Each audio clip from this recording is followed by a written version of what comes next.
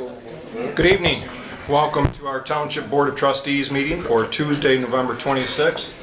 And Mr. Atkins, could you lead us in the pledge? I pledge allegiance to the flag of the United States of America and to the republic for which it stands, one nation under God, indivisible, with liberty and justice for all. I'd like to call the meeting to order. Got a couple of distinguished guests. We've got former Senator Dave Robertson with us. We've got the City Administrator from the City of Grand Blanc, Wendy Jean Buer. And I would like to ask for approval of the consent agenda and the regular agenda, but I would like to just slightly amend that to answer some questions with regard to the budget and explain some things. Mr. LaMotta, should we do that after the board presentation? Would that be accepted? You think that'll fit? Oh, yeah, that's fine, Okay. or under operation. Let's do that Whichever you prefer. under operation. All right, let's put it first thing under operations, and nobody objects. It's just a brief explanation. With that amendment, is there a motion? So moved, Mr. Chair, for the Support. consent agenda. Okay. For both the And agenda and? yes. Okay. And it's been supported. Any discussion? All those in favor say aye. Aye. Any opposed?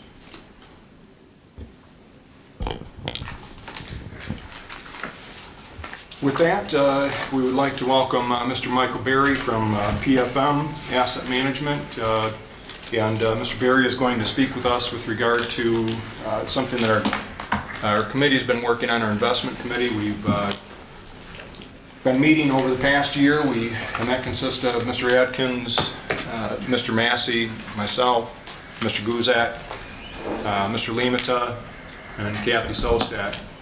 And we interviewed a number of companies. We looked at what our priorities were. We took a look at what our policy is on investment, our current policy, and we actually took a look at the state and federal guidelines for similar policies, GFOA and what's the other one, Kathy?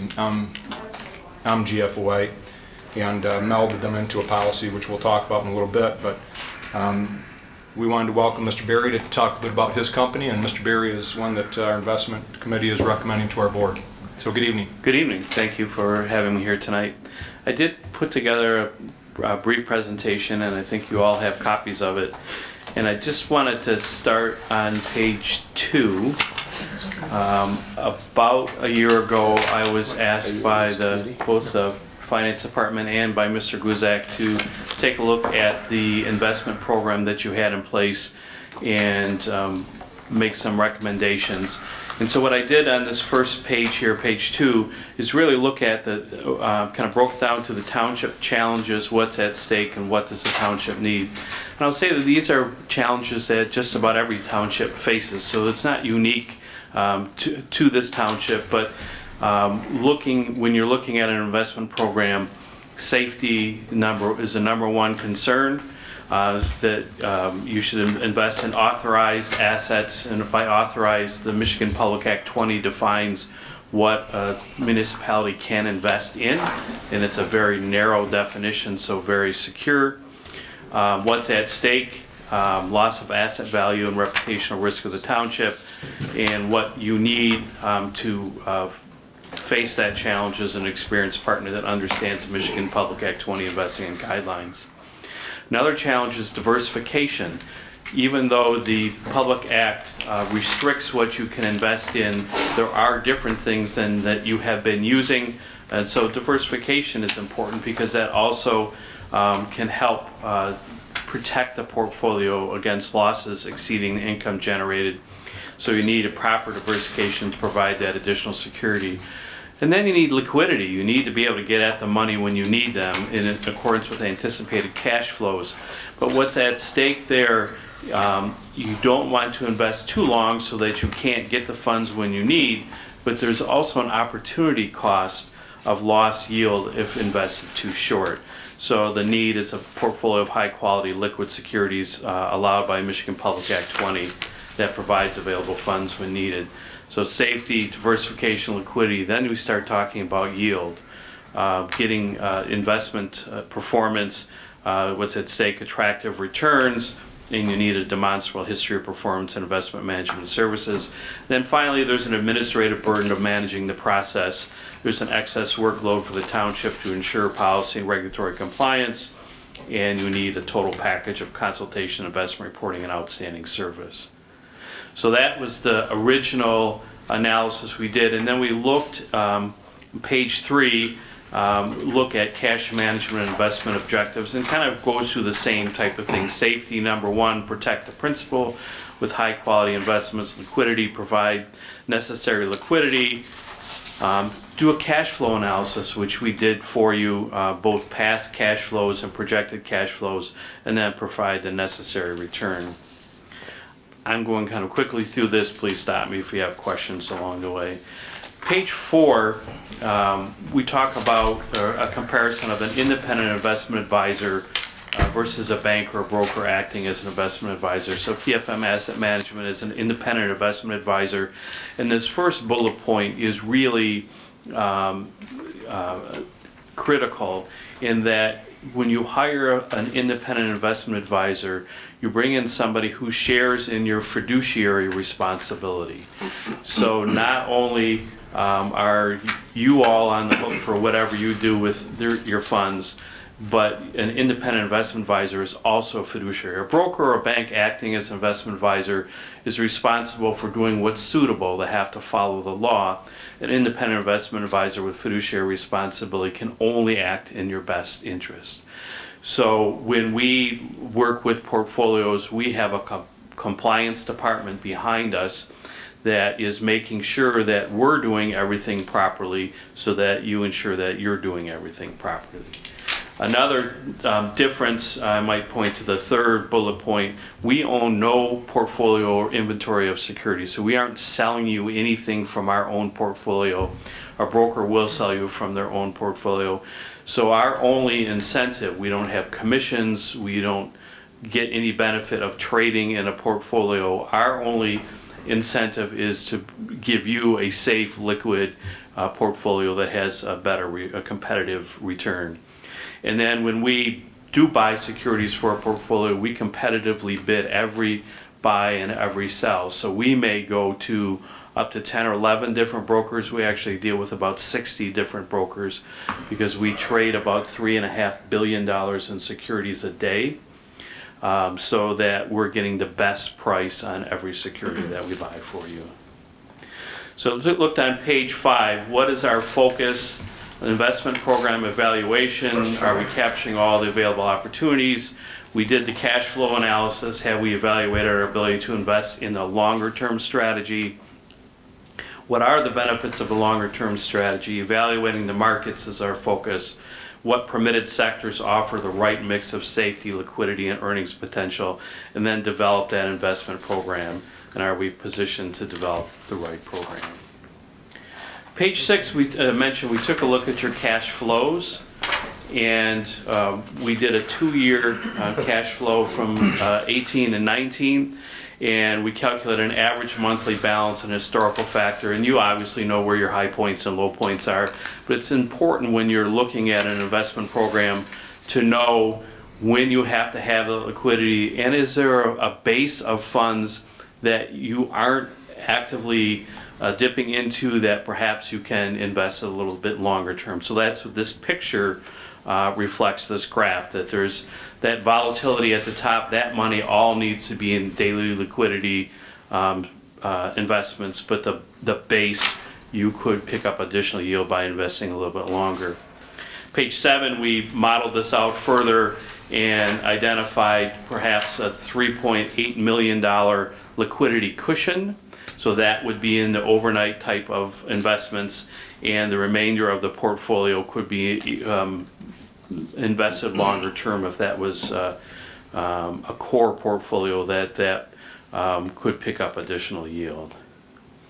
Page 8, we took a look, and so this is April 30, 2019, that's when I got the information from you, what your portfolio looked at that time. About 62% of it in certificates of deposit, 38% in money markets or cash, and then the maturity distribution. So what we know from this is, at this point, using just a few elements of investment segments that are allowed by the law in very, very short-term investment portfolio. Majority of it invested out 2 to 3 months. So in the next page, we looked at what is the opportunity cost of keeping all of that money that liquid. So what we have on this page is a graph. The yellow line is the 3-month Treasury bill, what it did over the last 10 years. So that's probably in line with your 3-month maturity in your portfolio. The blue line is what did a 1-year Treasury do, and the green is what does a 1 to 3 year Treasury do. And we see that there's an opportunity over the last 10 years to pick up about $2 million in additional return for the portfolio. It doesn't come without risk, so if you see on the right side quarters with a negative return, there may be some quarters of negative return if you go out longer, which is why we would propose segmenting into the daily funds in something overnight, like in that 3-month T-bill range, so that you can always get at that. But if you can tolerate a little volatility over the longer term, there's opportunity to pick up more funds for the portfolio. So that gives us an opportunity on page 10 to build a comprehensive investment program, evaluate the current investment program. We've really done that. We're effectively managing risks, reaching your estate objectives, following best practices, determine appropriate portfolio segments so that cash flow analysis does that. And we see that there could be a couple different segments, one to provide that liquidity and one to invest a little bit longer term.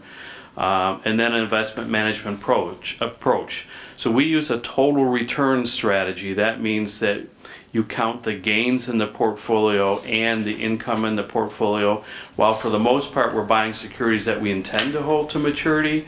If the market changes, like at the beginning of this year when everyone was expecting 3 rate increases by the Federal Reserve, and in fact we got 3 rate decreases, that we're nimble enough to be able to take advantage of those changes in the market. We choose a benchmark duration, and your policy allows for securities generally out to 3 years, unless it's reserve funds out to 5 years. So we think a benchmark of the 1 to 3 year Treasury is probably appropriate, and then we select the sectors that we would invest in. I did put in page 11 the current state of the U.S. Treasury yield curve. You'll notice that the dotted blue line is where rates were last year, and the solid blue lines are where rates are this year, and rates have come down significantly, almost a full percentage point all across the yield curve. And earlier this year we had an inverted yield curve, meaning you earn more on the shorter term than you did on the longer term, but the market has straightened that out. Still very low interest rates. Page 12, we put in a sample portfolio. And it's really taking a look at forward-looking expected returns in the market. So an invested $25 million, we would anticipate using about 48% treasuries, 15% agencies. I'm using that pie chart on the right. Some agency mortgage-backed securities, perhaps some municipals, perhaps some commercial paper, and the maturity distribution probably in that 1 to 2 year range for that core bucket, but with some at the 1 year and some at the 2 to 3 year range. So really looking at diversifying the portfolio and taking advantage of the opportunities that are out there. So that was really the program we looked at. Page 13 really talks about who's PFM, who am I? So I've been in the institutional investment management business for 36 years, all in Michigan. I've been with PFM now for 5 years. Our business has been in practice for 39 years. We manage almost $141 billion in assets. About 95% of our clients are government entities. PFM used to stand for Public Financial Management. So that's what we do, is manage money for governments, municipalities, school districts, those type of entities. You see, we've grown in assets. We have about 40 offices around the country identified by those dots. And the last tiny bullet on the bottom I think is really important. Completely avoided defaulted credits structured investment vehicles, subprime mortgages, collateralized debt obligations, and auction rate securities. So during that credit crisis in 2008, 2009, we didn't have any security that failed. Every security that we've bought in our entire history has paid back. So it's a pretty strong track record. Those were my prepared comments. I'm certainly happy to answer any questions that you might have. Mr. Chair, Yes, Mr. Massey? I have two questions. Go ahead. My first question, if the stock market crashes, how does it affect this kind of investment? So Michigan Public Act 20 doesn't allow you to invest in stocks or even in corporate bonds. So if it's mainly other government securities, it might cause interest rates to go down a little bit further, but it really doesn't impact your portfolio because you can't invest in those types of securities. My second question, you mentioned invest too short, and you sound like that there was a high cost for doing business with a short investment.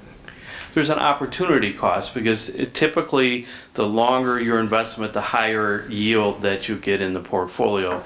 So keeping everything in 60 days or less or 90 days or less, you're really just picking up the opportunities for the very, very short-term securities with the lower rate. So being able to invest out a little bit longer, you're able to invest up that yield curve as it rises and pick up additional yield in the portfolio.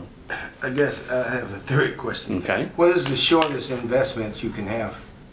So you can invest in a fund that has daily liquidity. That fund is going to be made up of other securities. That's how like a money market fund works. There's a local government investment pool that we advise. And we follow for that fund GASB 79, the Government Accounting Standards Board 79 proclamation that determines the amount of liquidity we have to have in that portfolio. So that's the short end. I mean, theoretically, you could leave your money in the bank and not earn anything on it in your checking account. That's probably as short as you can go, but then the reward really isn't there for you to do that. But there are local government investment pools that you can invest in that invest in accordance with Michigan Public Act 20 that offer that daily liquidity. So there should be money in that type of thing to handle those fluctuations we saw on the graph. So just to follow up on Mr. Massey's question, your explanation with regard to if we invested $25 million, it would leave us approximately $3.8 million for use on an ongoing basis. Mm-hmm. That 3.8 million would be best, we'd be best served if it's in some type of money market or some vehicle that Yeah, is still... so there are local government investment pools. Money markets, currently, the regulations changed because of the financial crisis in 2008. So for institutional investors, the money market funds that you can invest in are only in government securities. There's some local government investment pools that also invest within Michigan Public Act 20 that can take advantage of some of the other things, so they're providing a little higher. You're using one now. Right. So it would be something like that for the type of funds. So our entire portfolio would be invested in some manner rather than sitting in a checking account locally. That would make sense. You want to make sure that you've got money to meet your daily needs, but these local government investment pools, you can transfer money on a daily basis back and forth to your checking account. Ms. Lane? Later on the agenda, they're proposing to contract with you. Unless I got information tonight, I don't see any contract or any amount if we were to hire you and your firm to do this investing. So I had provided that earlier. When you say the amount, you're talking the fee? Yes, sir. Okay. So the fee would be 12 basis points, which is 12 1/100ths of 1% on the market value of the individual securities that we purchased. Any money that's in the local government investment pool would not have an investment management fee on that. And what would be what would be an average monthly, quarterly, or annual cost, do you think, based on the preliminary work that you've done for the township? So about $25,000, so about $2,000 a month, a little over $2,000 a month. So I just brought up the slide of the opportunity that we've lost in term, that's over the past 2 years, is it? The 10 years. 10 years, Yeah. 1.9 million. Okay. So the benefit of investing long-term as opposed to the 3 months that we are now is that it gets rid of the volatility of the market in terms of our yield. And yes, you I can mean, pick similar up to anybody's additional, yeah. retirement account or what Right. have you, that, you know, nobody wants to invest that for 3 months only. So that's where we're going to see the gain is on the long term. And Right. from the looks of the cash flow analysis that you did and Ms. Sostak did for us, it looks like there is quite a chunk of money, to speak bluntly, that could be invested longer term.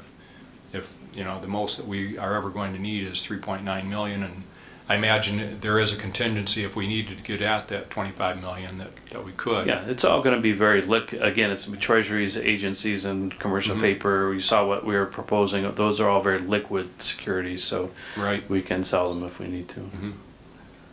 Mr. Mansor? So you kind of modeled this thing around $25 million. And they saw this 3.8 million as kind of a cushion in there. Does that represent 2 months worth of expenses or 3 months? I mean, how would you? So what we did is so this doesn't have to be the way that we do it. So when we did the model, we just took 15% of the total, and we actually did, I didn't put it all in here, we did Right. 3 different modeling. So we did a 10, a 15, and I think a 20%. So we would work with you and your finance department and with Mr. Guzak to determine what the appropriate level was going forward. And it's always based on ongoing communication. So it's never, we just do it and that's the way it is. So anytime that we communicate, if we find out that there's going to be a greater need for cash, we would funnel more money into that. If you say, well, based on our cash flows, we're not going to need that for 6 months or 9 months, we might take a little bit more out of that. But that's based on this ongoing communication that we'll have with you.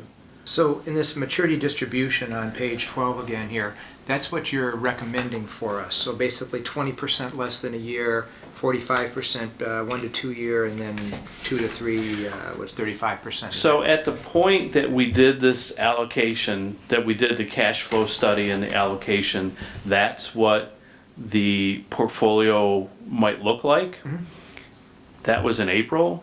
So I didn't do another one for today, but something that gives you an idea.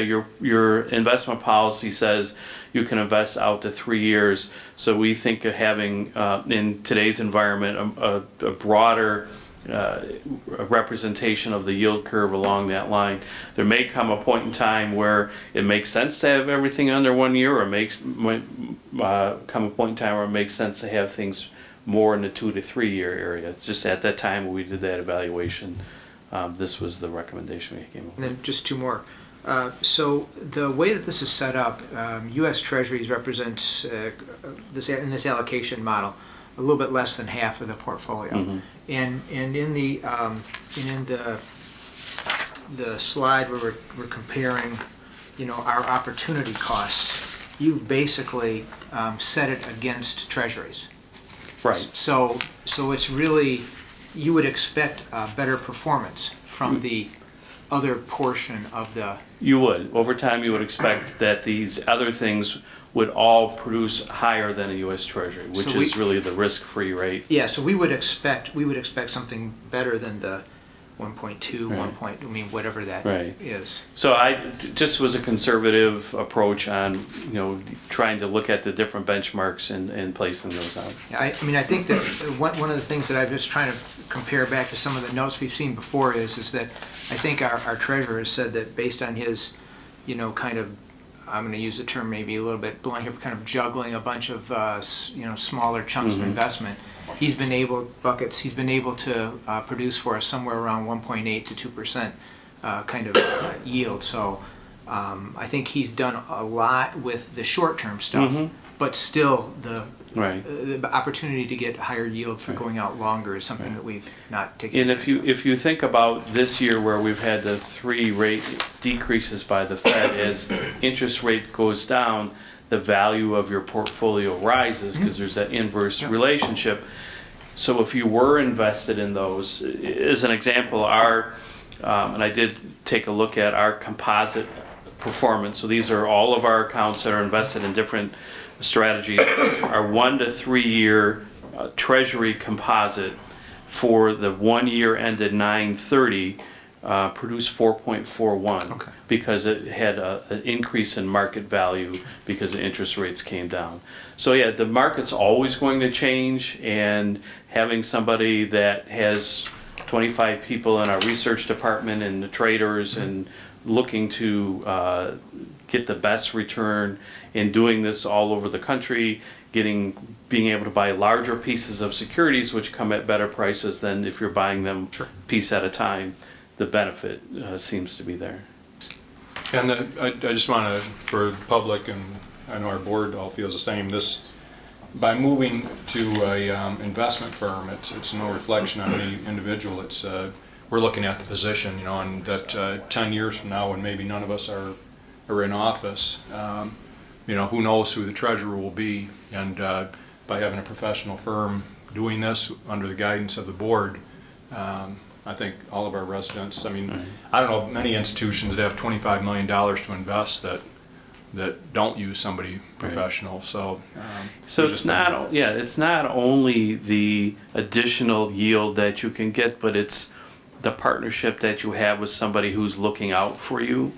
So when we go to set up the account and we load into our trading system, Michigan Public Act 20, and your investment policy, and our trading system does not allow a trade that does not comply with your rules and with the policy. It would just reject the input of the trade. So it's another layer of protection that you have for yourselves and for the township. Mr. Thomas?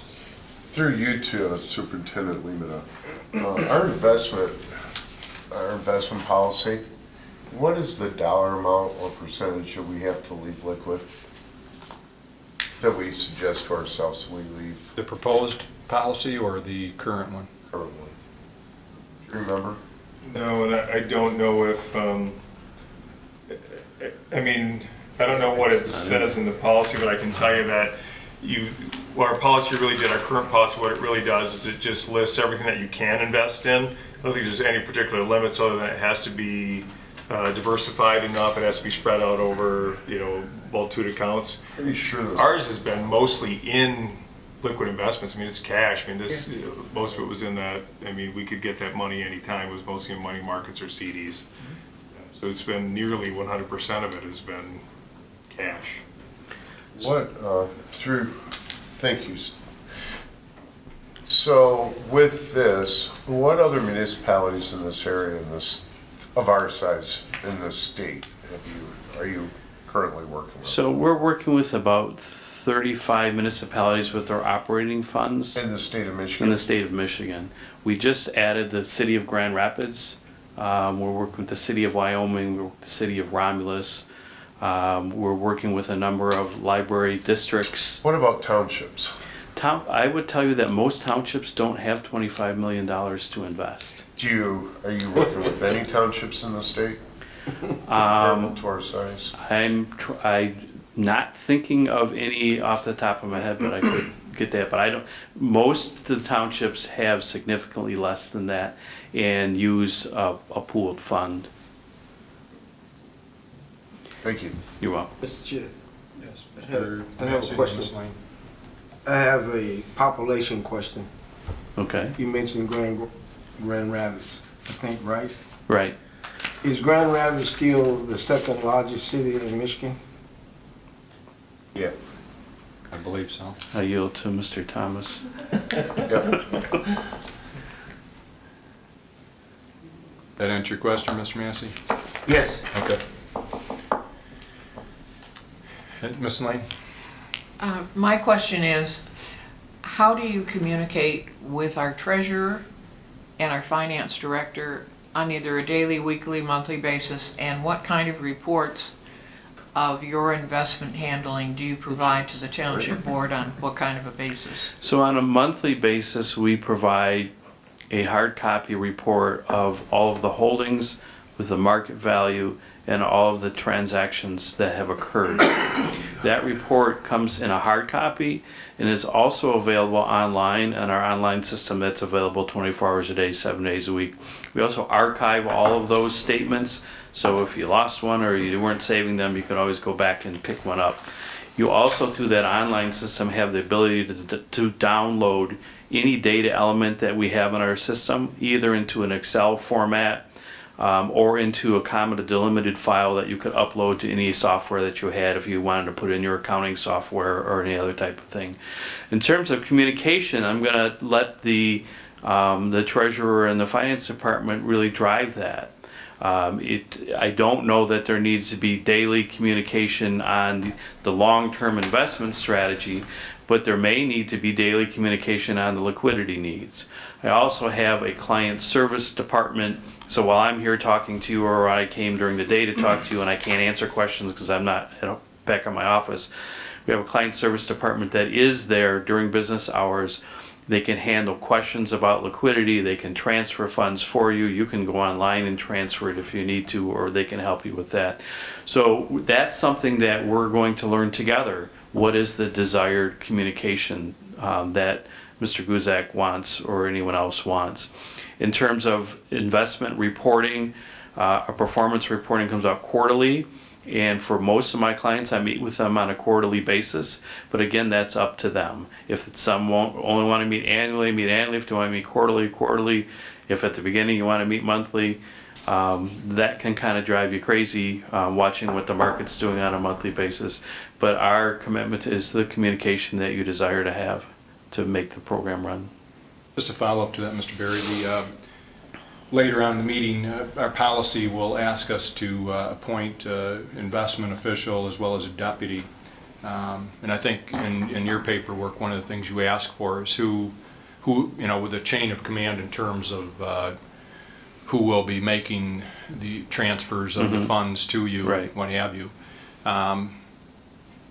Does the deputy have, I guess I'm wondering what roles the deputy versus, I don't know, do you call it the deputy? Defined by you. It's defined by you who you want to authorize to transact business. Okay. We don't have a requirement.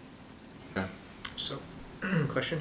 Mr. Mansour? Mr. Berry, so, I mean, one of the things I look at when I kind of move my money around with folks is try to get some kind of idea of, the latest audit, and have your firm, had a latest audit that's been performed and the Yes. results of that.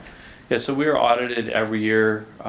We always come out with a clean audit. The local government investment pool that we advise is rated by Standard & Poor's as AAA.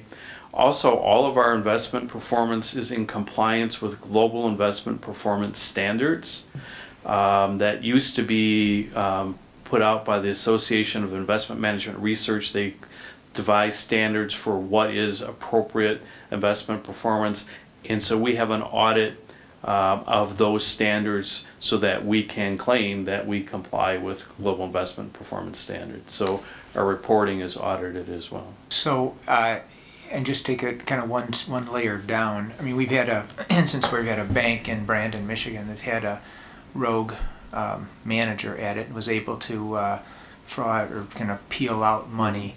So what kind of internal controls do you have in your organization? So the biggest internal control would be that we never take your money. We actually, through our program, would include custody at Fifth Third Bank. Okay.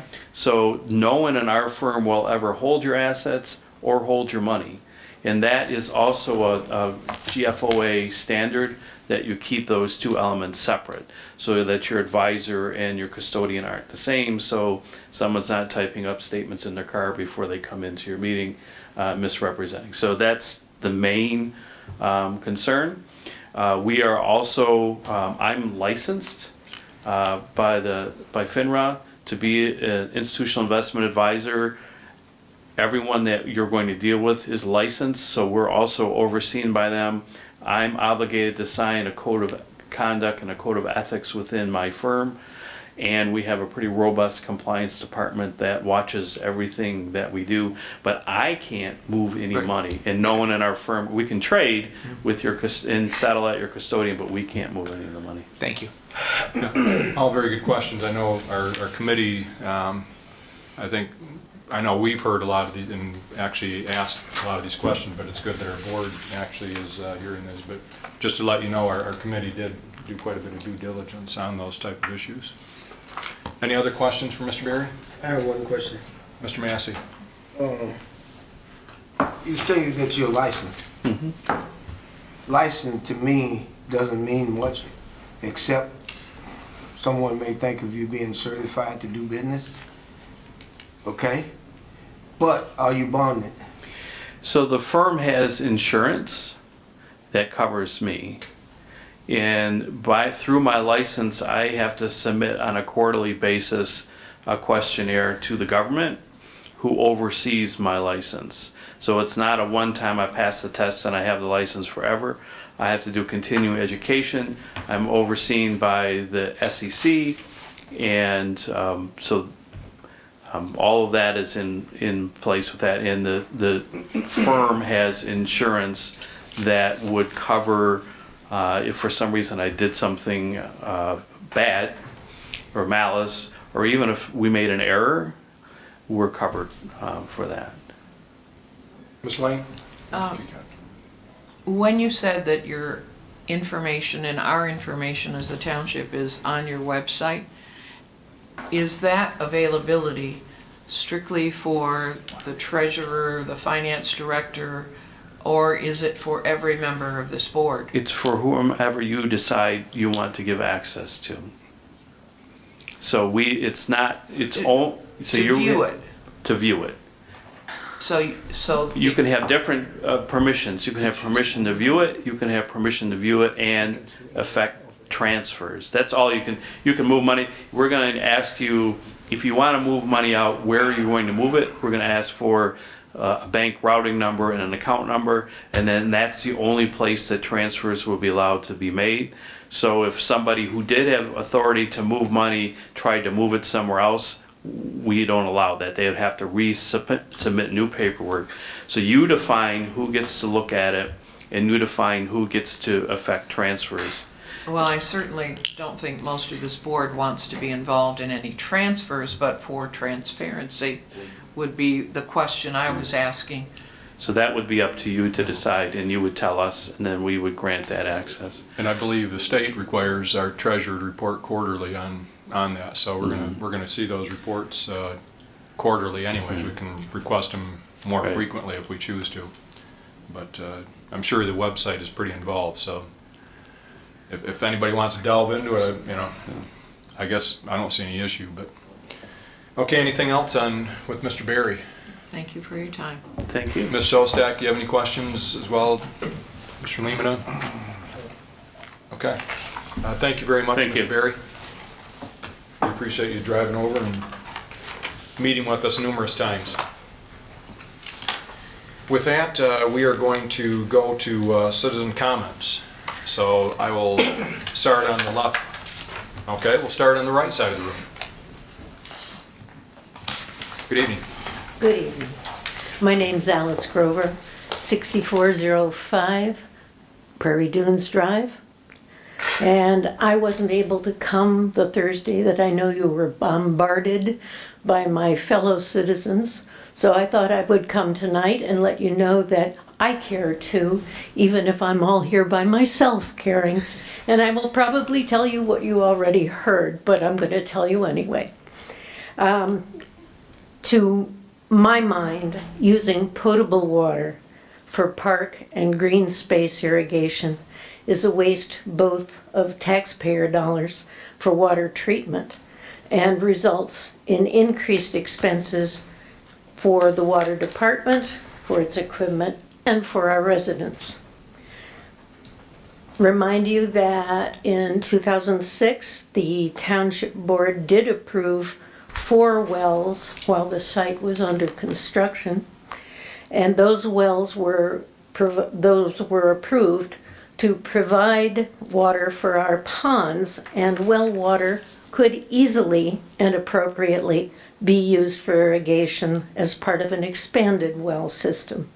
Of course, all of our homes, all of our buildings will continue to be served by township water, and I have to say we are very pleased with the quality of township water.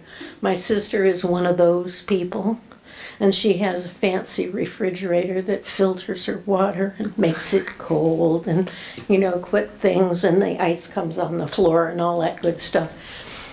I use the well water, or not the well water, I use the tap water, and I don't even bother to refrigerate it because it's good water.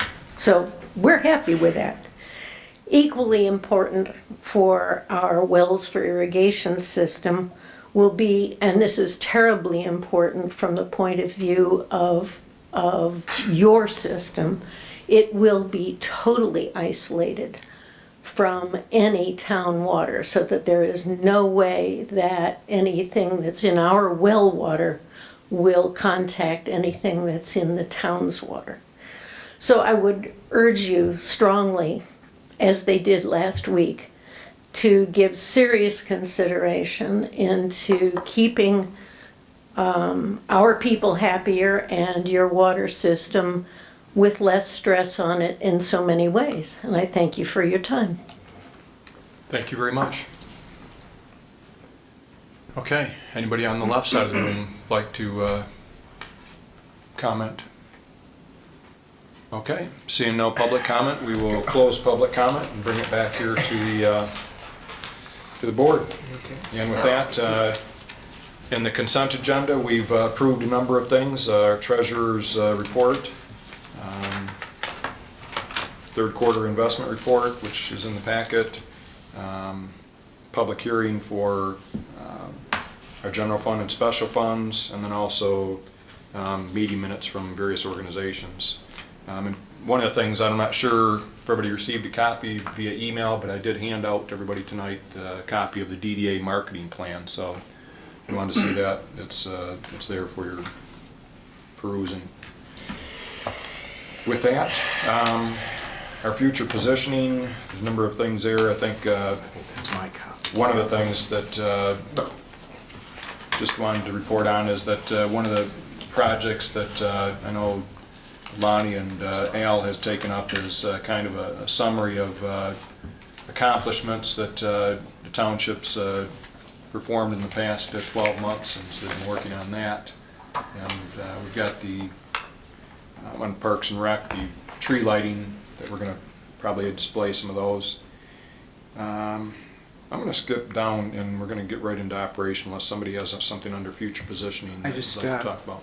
Just a quick note here, for items 4 and 5, business attractiveness and planning and zoning. Yes. There was about just a little over $28,000 in the budget for 19, which was supposed to dovetail with the activity going on with the master plan. Okay. So the master plan has gotten kind of delayed and kind of moved around a lot. So I'm going to ask that well, I don't know, amendment or whatever, but we won't spend it this calendar year, but I'll ask that it be moved into the next year. Okay. And that's for the business attractiveness and... Yeah, it's about a little over 10,000 for business Okay. attractiveness and 10,000 for planning and zoning. Okay. Thank you. I think we can do that. Moving down to operational issues. Mr. Chair, Yes. I have a question directly for you. Okay. You mentioned lighting in the park. Christmas tree lighting. Yeah, the tree lighting. Yeah, you said tree lighting, right? Yes. Well, I'd like to know what date is it and what the time is.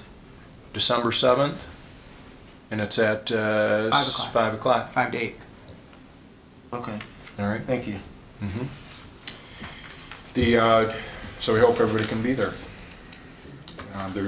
We've got some advertisement for it on social media, but we'll make sure we get it out even broader than that. Under operational issues, I asked Mr. Limita to kind of give a clarification. I know, unfortunately, Ms. Ostak and Mr. Limita were not able to be at the last board meeting. There was a little bit of confusion over some expenditures with regard to the police department and some vests and other items that were in well, I'll let Mr. Lehman explain how that may have happened. Thanks, Supervisor Bennett. I did watch the board meeting from the 14th. I wasn't able to attend, and I know there was quite a bit of discussion about some of the capital projects, and one of them that came up, I think, was tactical vests for the police department. I did want to point out that when I got here 4 years ago, the township's policy on capital was we were setting aside a dollar amount, and I'm not sure what the rhyme or reason was behind it. They would put, $200,000 into the budget, whatever they could afford to put in, to be used for capital purchases. And then departments would kind of had the opportunity to be like first come, first serve, like, hey, if you didn't use your capital, it's getting towards the end of the year, let me order something, or hey, I want to get this. I instituted a different thought process behind it when I got here, and that was to create that capital improvement plan. And every year, as part of your budget, that tab back there marked capital improvement plan is broken out by department, and it goes out for 7 years, and it's what they've turned into me now. Not everything they turn in ends up in that capital improvement plan. Some get rejected, and they put down the priority, whether it's desirable, essential, whether it's acceptable. They just don't need to fund it right now, and we talk about it. So some of the items that they request, I turn down because I don't believe that it's either appropriate time or appropriate expenditure that doesn't meet the needs. What we're trying to do is accomplish so that we have a 5 to 7 year rolling plan of what our capital needs are going to be, so that we have the ability to make sure that, number one, our capital fund, our capital equipment fund, actually has enough money in it. We started off with about $1.6 million, so we know we could fund it for a few years. Otherwise, we're going to have to continue to put some money in there. It was also this way as being able to figure out, if we figure out the average annual costs of some of these capital items that are going to have to be replaced, then we know approximately how much per year we're going to need. So when you looked at the police department, those tactical vests, and if you look in the 2020 budget, it was in the 2019 budget as well, and the one prior, the $36,000 that was allocated for those tactical vests. So I know a lot of the concern about was how are you tracking it, how is it being tracked to the departments. And in your special revenue funds budget, we put it under there, under the capital, because then you can match it up from what your purchases were, or what your planned purchases were with what we actually spent. And it's in the budget, and it's rolling back from the 3 years always plus moving forward. I thought maybe a way that might be helpful for the board, because if I understood you correctly, some of the concern was how you track it back to the department. So I want to make sure that everybody, and the public understands that we have a plan. It's 5 to 7 years out of what our capital needs are going to be. We look and we put that into the budget in appropriate years, and then we track it under that special revenue funds, under capital improvements or projects fund.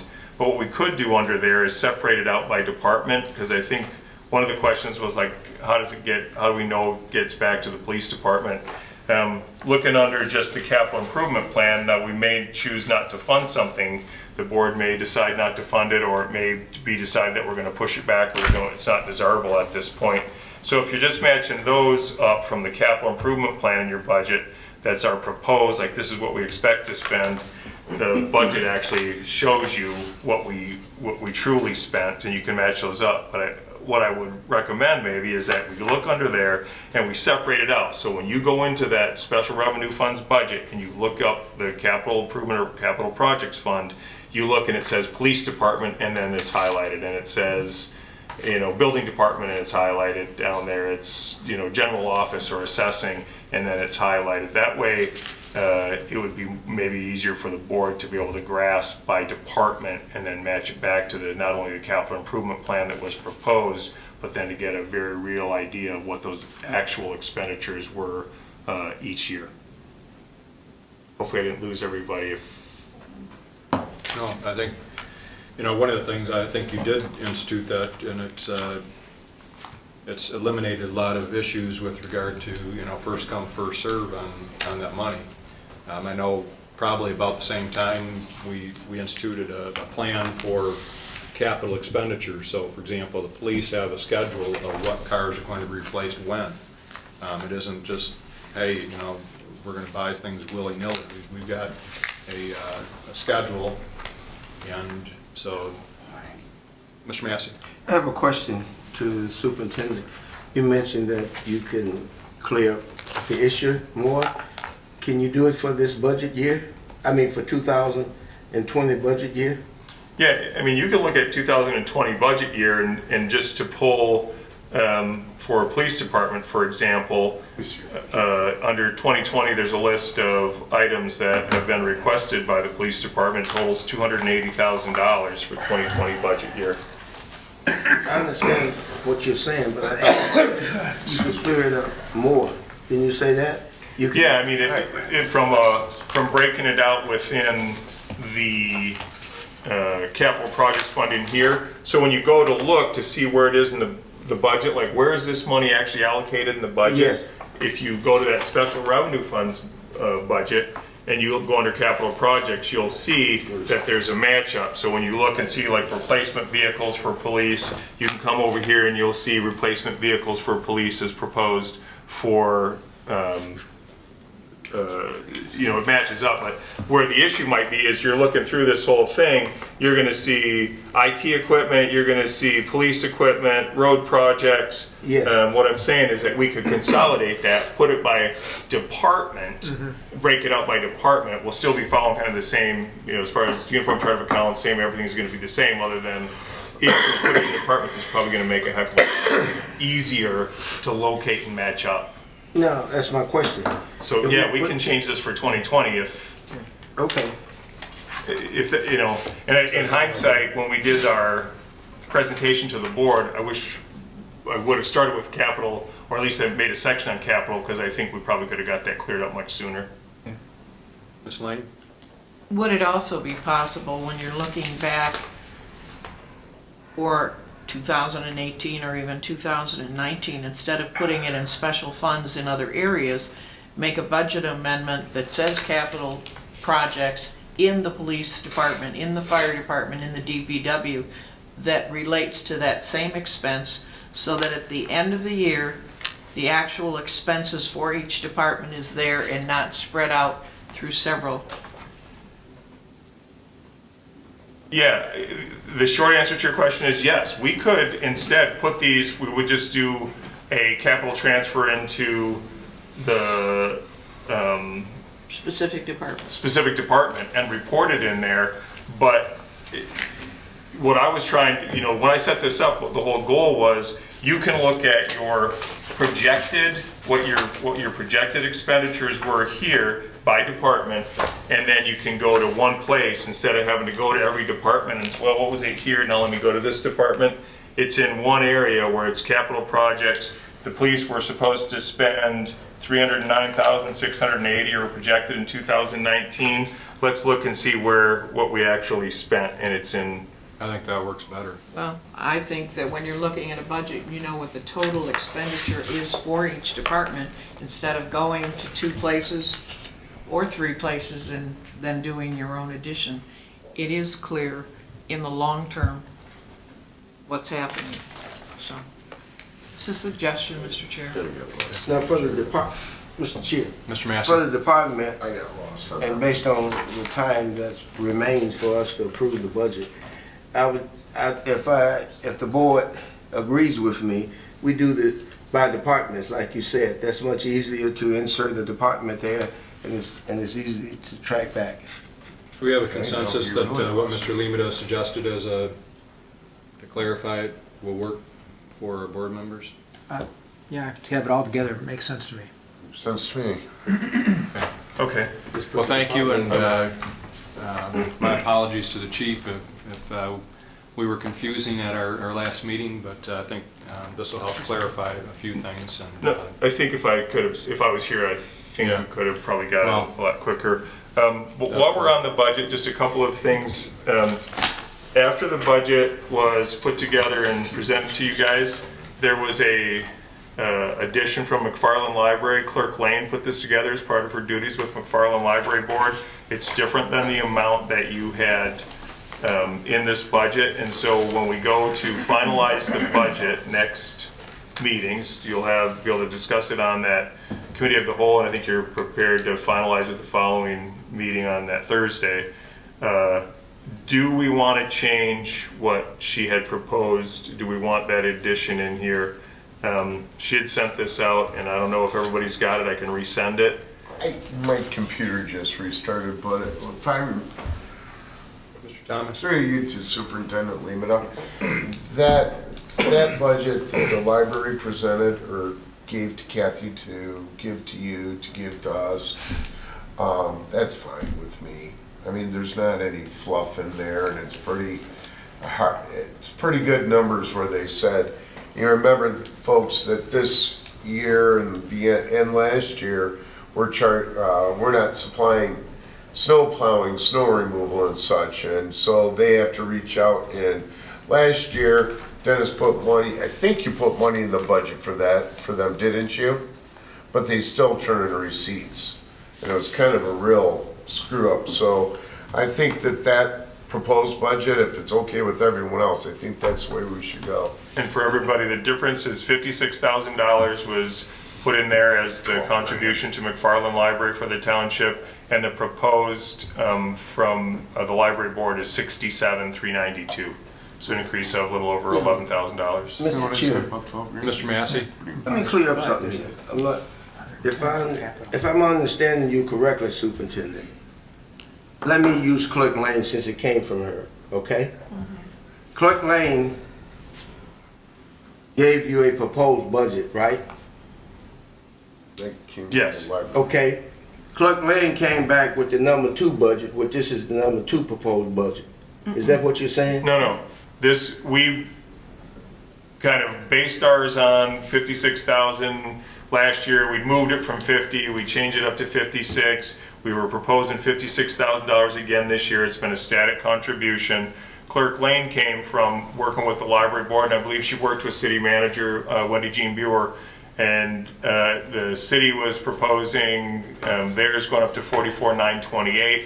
The township's to $67,392. Also, the addition of the capital improvement plan, if you recall earlier this year, we put together some work on that. And that was proposed for like $109,000, I think, from the township, which is in your capital improvement plan in your budget this year, proposed for McFarland Library. So for the board's consideration, I mean, this came in after we had already sent this out and published That's it. my question. But it was because we had just put our standard contribution, moved it forward, Trustee Massey, and then afterwards the McFarland Library Board met, worked on this document, and proposed it. It's just that it came out a couple of weeks or so after we'd already published So the what budget. you're saying, let me get this straight. So any department can come back and revamp their budget? Well, sure, it's not, it hasn't been approved yet. It won't be approved until this is the part where the board approves or doesn't approve or makes changes. I mean, that's totally up to you guys at this point. Okay, I just want to know. Yeah, That's all. Miss it's out Lane? of my hands at this Okay, point. okay. Yeah. Miss Lane? For clarification for Mr. Massey, when Mr. Lehman and I had a discussion, we looked in the current budget, and Mr. Massey and Mr. Lemata had under snow plowing and under mowing line items for the township paying for that at McFarland Library.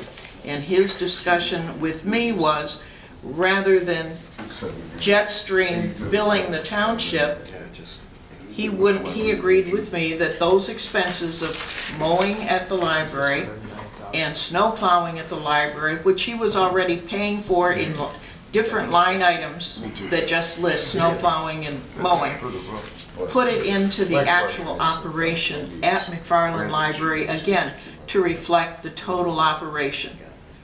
So that's why my request is higher than what you see in what he shows, because we had this discussion and said, let's put those expenses where they belong with the library.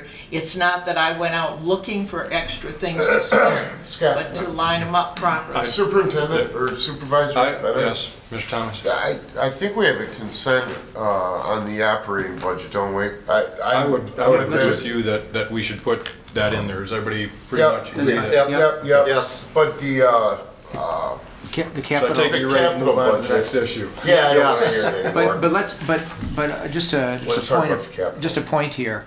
I think we're all fine with the operating one, but I also think that the capital project request of $109,000 deserves some real consideration there.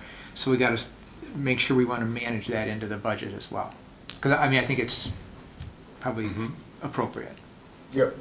Mr. Lemina? I agree. I think that having it in our capital projects plan means that we've gotten a request from the McFarland Library Board for this expenditure, but every one of those is going to have to come back before this board for consideration on whether those are appropriate expenditures moving forward. That's not approval to spend it, it's just approval that we're putting it into the budget. Yes? Again, I want to congratulate and thank City Manager Wendy for going out and capturing that grant for the roof. But through you to Superintendent Lemata, how did that, I believe it was $40,000, is that coming off? How's that coming off the 109,000, or if any of it is coming off the 109,000, or have you had that discussion yet? When we went out for the roof, it was with the idea like how much is it going to be, and then if they were successful in their grant, which they were, then that was going to actually come off, and then we're still going to do the 60-40 split on the balance of that. So I think it changed our allocation, and out of that $109,200 that was projected for McFarland for a spend in 2020, you had $90,000 for the roof, $10,200 for a rooftop Lennox unit, and replace another Lennox condenser unit for another $9,000, total $109,200 for the year. So it was coming off, and congratulations to Wendy. She worked hard on it and was able to save both municipalities some funds, and we appreciate it. Thank you, Wendy. That was very nice. You did a very nice job. There's been some developments on that. Can I come up? Yeah, sure. I don't know, do we have to take back our congratulations? It's a great job. Operational issues? So at our council meeting, we had the MCACA at our meeting. We only received half of the grant. They asked that I come back next year, do half of the project, come back next year and get 40,000 more. Wow. So we're looking at doing the most important sections of the library. And I have the gentleman that's from National Roofing coming out and seeing what the most important areas are to replace. And so we'll replace those sections, and then next year I'll write the grant again, and we'll get another 40,000. So it'll actually be at 80,000. And the grant is to replace the roofing and the insulation as well. So it's actually 80,000 and 160,000 for the full roof. Okay. Okay, and it does come off, off Equally. that, and then We split it 60/40 from afterwards. that. Good. Right. That's awesome. Yeah, very good. Ms. Lane? Wendy, may I ask? Sure. National Roofing, are we going to do an RFP We or are. something We- like that? We will have to do that. It is federal funding, so it'll be Davis-Bacon wages as well. So we will go through our engineer and our architect, and they'll go through the full RFP process and bidding the job out. Great, thank you So- for the clarification. Yes. Thank you That's very awesome. much. Thank you. All right. So, ready to move on? Yes. Okay. The first item under, the second item under operational issues is the board will consider a motion to approve the investment policy changes. There's a couple of items within that I think everybody has a copy of it, that we, as well as having been in the packet, but gave you a hard copy as well. I'd like to, Supervisor Bennett, there were a couple of areas that I'd like to touch base on here on the policy. Right. I sent these along in an email earlier in the week. So on page 4, let me start, I think that's the first place. At the top of the page, it says, "All participants in the investment process shall seek to act responsibly as custodians of the public trust. No individual may engage in any investment transaction." And I suppose this means using township funds, except as provided under the terms of this policy. So I would just, is it worth kind of specifying out the township funds here? And I want to point out that what we did is we actually, when we developed I'm this sorry. policy, Mr. Mansour, is we took the MCOA and the GFOA policies and melded them together. And we had Mr. Berry, who else did we have? We took the MTA, Mr. Laddie, and the auditors actually review it. So, but with regard to what's your suggestion on that first part then, Mr. Mansour? Just to make sure that no individual may engage in any investment transaction using township funds, except as provided under the terms. So it's just specifying, because people are going to invest their stuff. It's just not with regard to this, with our public funds. Confused, you mean somebody's individual money or what? Well, it just makes it more clear if it's, So it doesn't. so it, excludes that. So it doesn't apply to you personally? That doesn't apply to whoever's, doing this personally.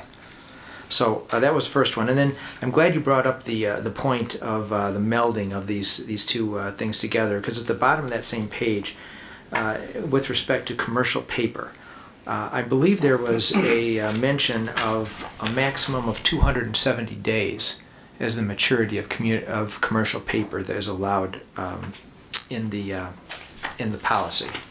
So I was just wondering, was that taken out for a particular reason, or was it maybe an oversight, or I don't know? In the previous policy it was in there? In the little, whatever the little book is that we use. Oh, this book? Yeah. So I don't.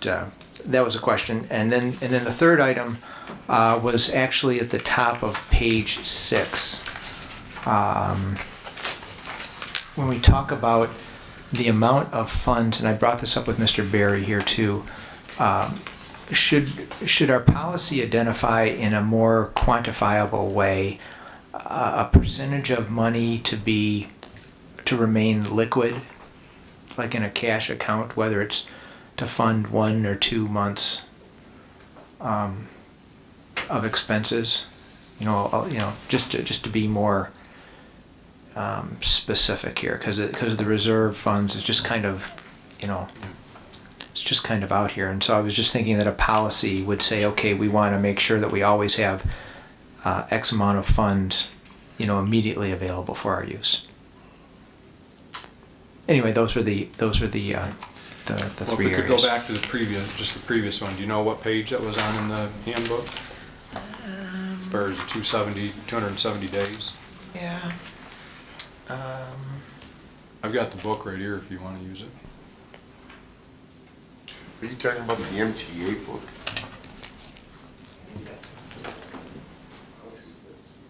You were I talking don't know about about Ms. ours. Sostak or Mr. Lehman, would you care to comment on Mr. Mansour's suggestion as far as percentage of cash on hand? I know we're talking about most of the stuff being liquid anyways, but First of all, on that commercial paper, if you Yes. look at Public Act 20, it does specify the 270 days. Okay. So, I mean, it's kind of implied in here, but if we want to spell it out, we can do that. okay. So in the document itself, it says that we're going to comply with, It says that we have to comply with Public Act 20, and Public Act 20 limits commercial paper to no more than 270 days. Okay. So it's somewhat implied in here, but like I said, we can always spell it out though too. there's probably a lot of things in there that aren't in here, but are part of Public Act. Correct, So- yes, So I exactly. mean, if we're going to include all of them, I don't know, it'll get to be a pretty lengthy policy. So what was the other question as far as percentage of cash on hand? Right. As far as liquid, I guess, do you mean actually sitting in the bank account? Because we will always have the, if you look on page 6, well, actually second full paragraph there, where it talks about a portion of the portfolio should be continuously invested in readily available funds, such as money markets. And just as Mr. Berry had mentioned, we only need to give 1 day notice in order to access those funds. So, we need very limited funds actually sitting in the bank account, liquid that we could access in any 1 day. That's actually what we're trying to get away from, is having money sitting in the bank, not earning interest. Well, Correct, exactly. But maybe the words here have to, and I'm looking for the reference that you just made. We're on page 6. Where is it? Page 6, it's actually the Third paragraph. third paragraph down. So what I'm suggesting here is that we do something to specify the A portion of the portfolio should be continuously invested in readily available funds. That's really the question. Is there a dollar or a percent or something that, because a portion can be $100 or it could be $1 million. So I'm just trying What's to. our reserve fund is, what dollar amount are we trying to reserve? Well, if you No, look I at understand. this slide right here, that Michael Berry put together, I'm with you. it shows that, even at investing $25 million, we would still have $3.8 million that we could have in money markets that could be available next day. Am I correct? Right. Ms. Sostat? Yes, and it can vary, but like Mr. Berry said, they projected that on 15%. So So- we can pick a figure like that, Yeah. 15%. 15%? Yeah, 15% of average monthly, whatever, or something like. Okay, we Yeah, can do so that, something yeah. like that. That'd be great. Thank you. Well, and just so everybody understands what we're doing here is where's this $25 million come from? Is that one of the things we had a long discussion about in our first finance meetings was the whole idea of pooling our funds. So for example, the DPW is required to have a certain amount of money, we're correct, on hand, and feel free to chime in, Mr. Limita, but is required to have a certain amount of money available. We take, our reserves. I think our policy is that we'll have at any given time 15% of our annual budget. About 15% of the general fund. Will be in reserve.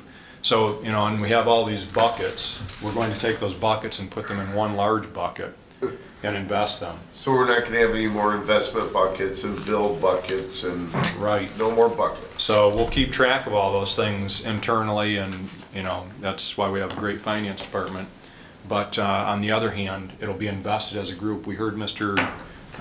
Berry say that, what do they invest, $3.9 billion a day?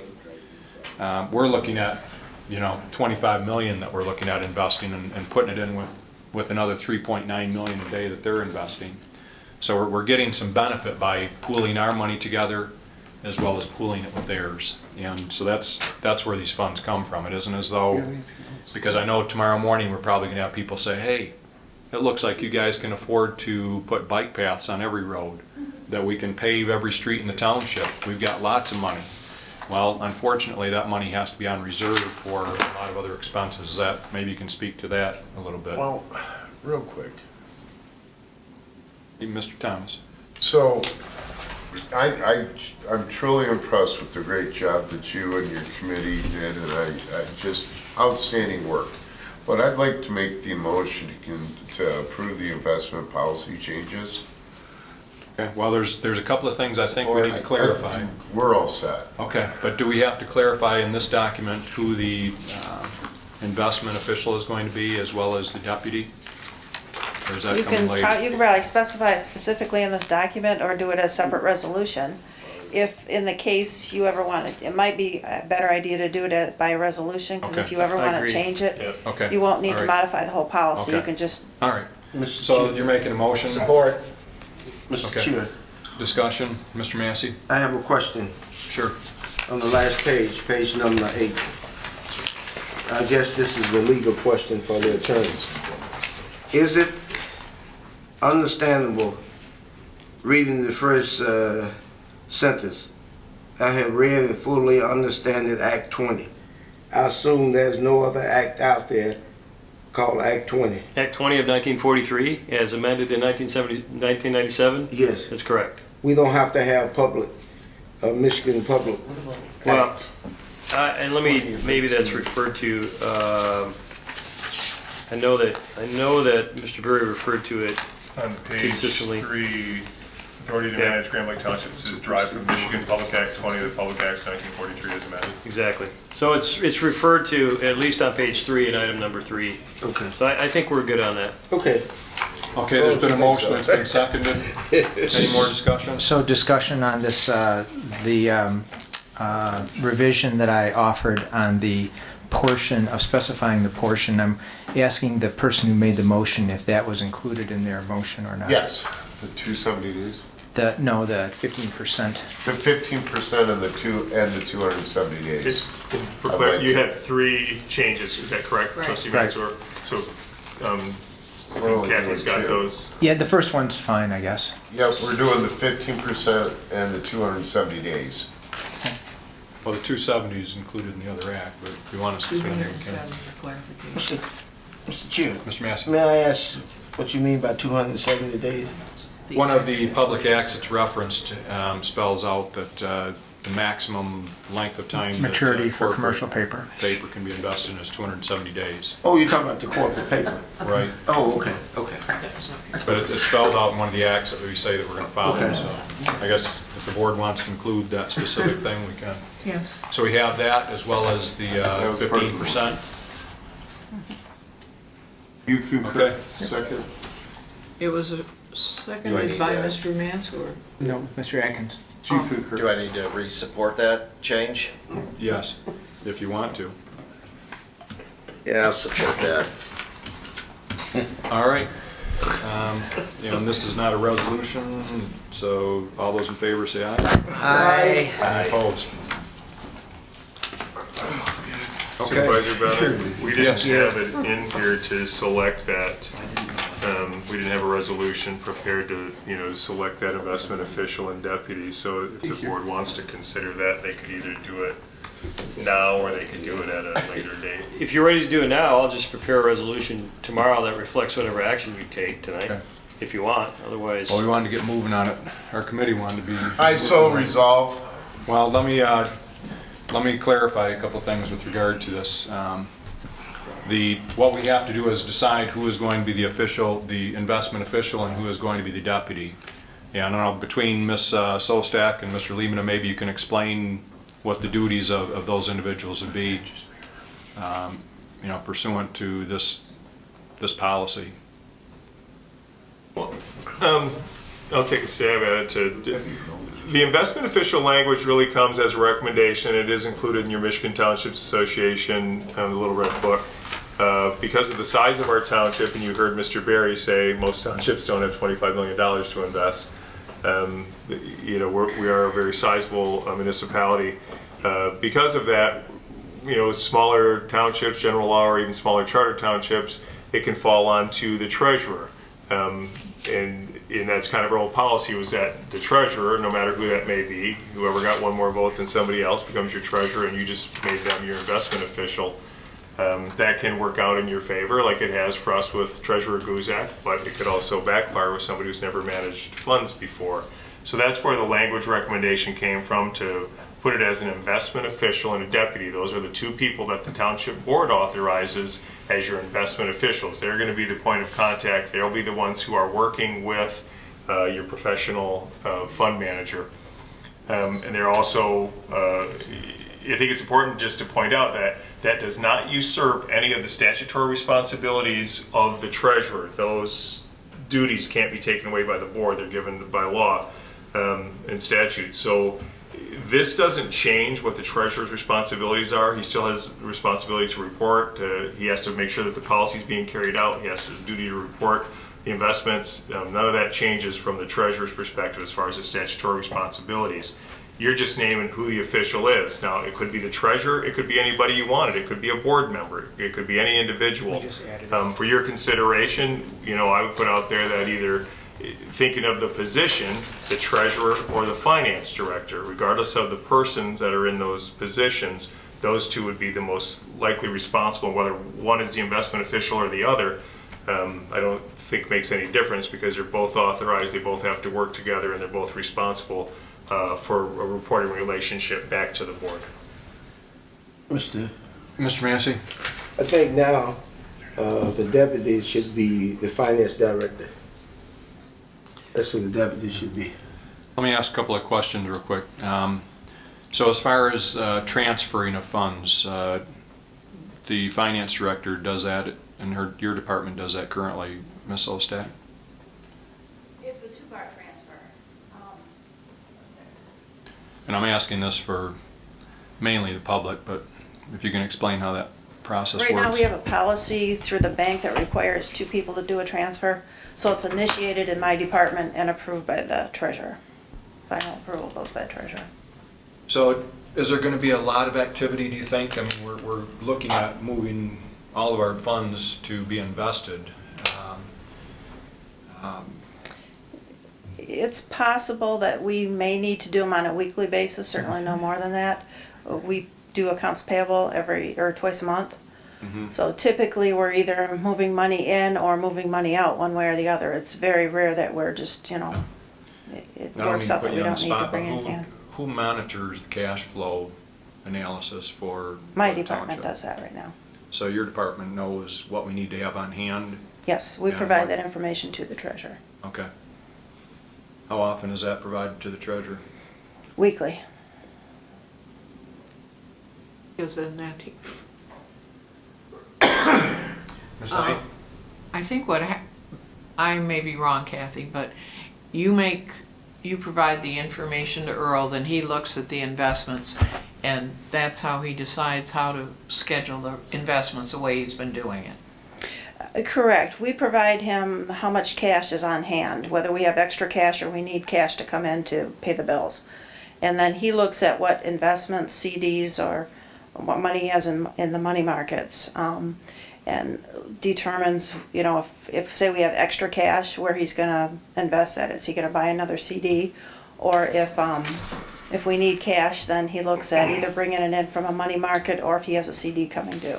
But we're getting out of that business with this, I believe, is... Yes, we're going- exactly. This Yeah. individual will be doing that. Mr. Adkins? Are you looking for a motion or a nomination for the officer and the deputy? Well, I just wanted to clarify what our current roles are in Oh. terms of how it works, so everybody's understanding how that works. And we are going to invest all of our money.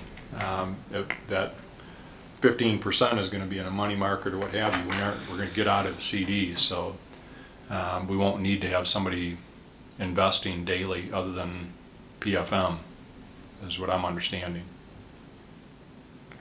And I guess just for clarification, now that you mentioned that, the 15%, I'm assuming that will still be with PFM and their money market. Is that? Right, with their money Okay. market. Yeah. Is that a consensus amongst Yeah, our board? yeah. Okay. Well, All right, Part so, of the motion. okay.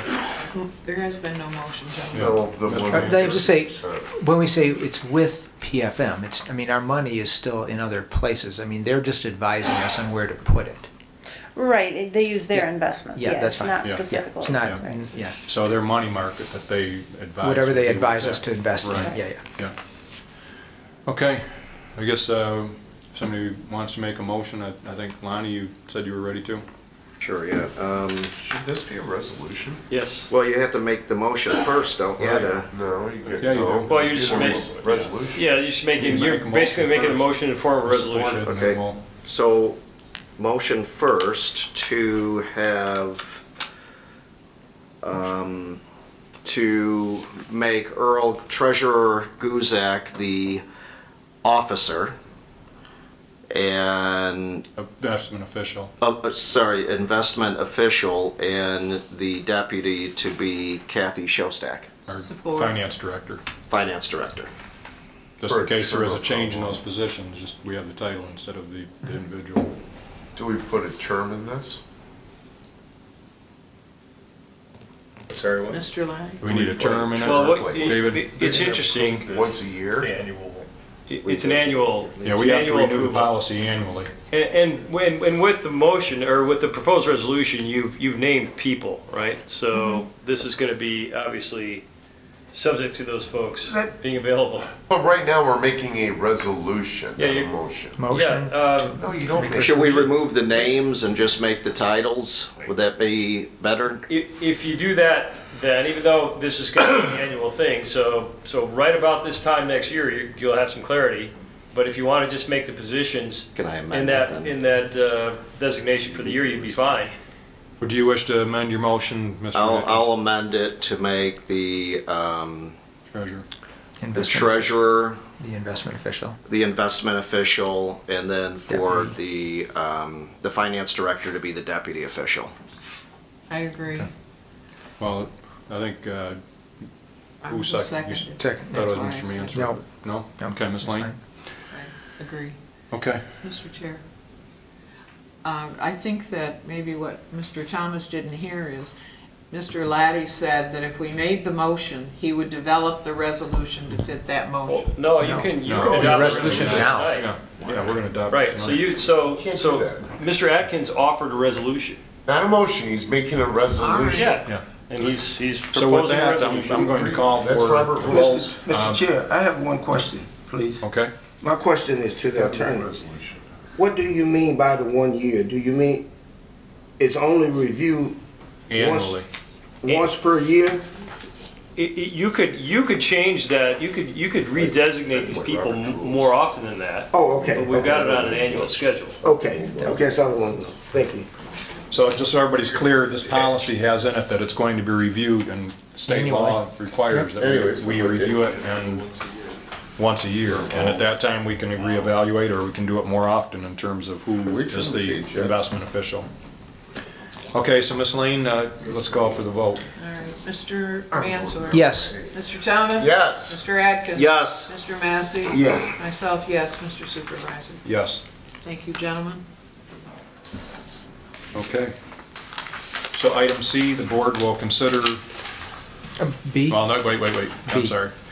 Item B, the board will consider a motion to contract Michael Berry, Senior Managing Consultant with PFM Asset Management LLC. So moved.